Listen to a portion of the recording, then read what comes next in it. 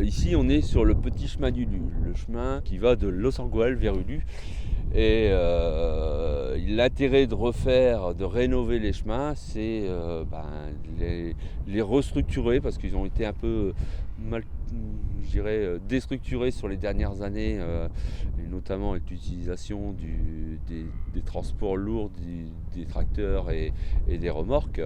Il y avait un besoin de rénover ces chemins, notamment pour les campagnes de betteraves. Il y a un besoin de rénover pour que les semi-remorques puissent rouler sur quelque chose de relativement adapté. Monsieur le maire, en février 2015, me demande, me missionne sur les relations agriculteurs-ville pour pouvoir notamment, et la première mission était de travailler sur les chemins, la rénovation des chemins ruraux, avec les agriculteurs avant d'être sur la phase opérationnelle. Nous avons fait 3 réunions dans une démarche participative et ensemble ils ont choisi de rénover le petit chemin du Lu en premier et avant d'attaquer d'autres chemins. Voilà, ça s'est fait comme ça.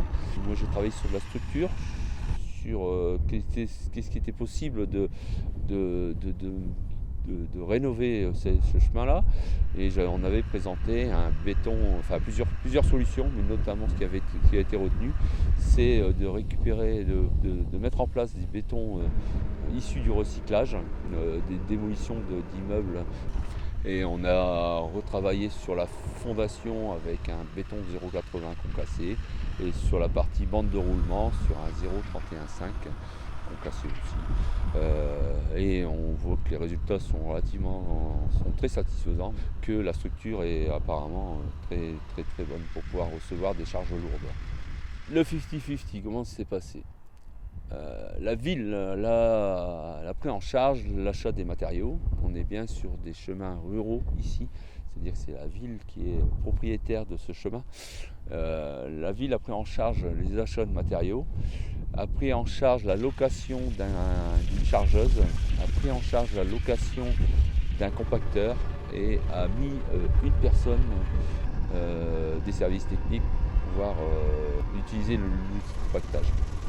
Il a payé aussi la grue et le grutier. Voilà. Les agriculteurs, qu'est-ce qu'ils ont pris à leur charge? Les agriculteurs ont pris tout le transport. On a travaillé sur un planning. On travaillait souvent par 3 agriculteurs par jour de travail. Et ils ont pris en charge leur tracteur et la remorque. Ils ont pris en charge le chargement des cailloux et le déchargement et le transport des déblais. Dans un 50-50, on garde un gain financier parce que ce serait la ville qui aurait dû missionner une entreprise. Je pense qu'on aurait multiplié par 3 les dépenses qui ont été faites. Si la ville aurait dû le faire par le service technique, ça aurait été pratiquement impossible parce que ça aurait pris trop de temps et on n'est pas structuré pour pouvoir faire ça. Effectivement, le gain financier est je pense, relativement important. Deuxième gain, c'est certainement ce qui est le plus intéressant, c'est l'application du monde agricole dans la rénovation de ces structures routières. Et je pense au respect de ce qu'ils ont fait pour l'avenir et l'envie de continuer. Voilà. Je pense qu'il y a un gain moral qui est certainement le plus important.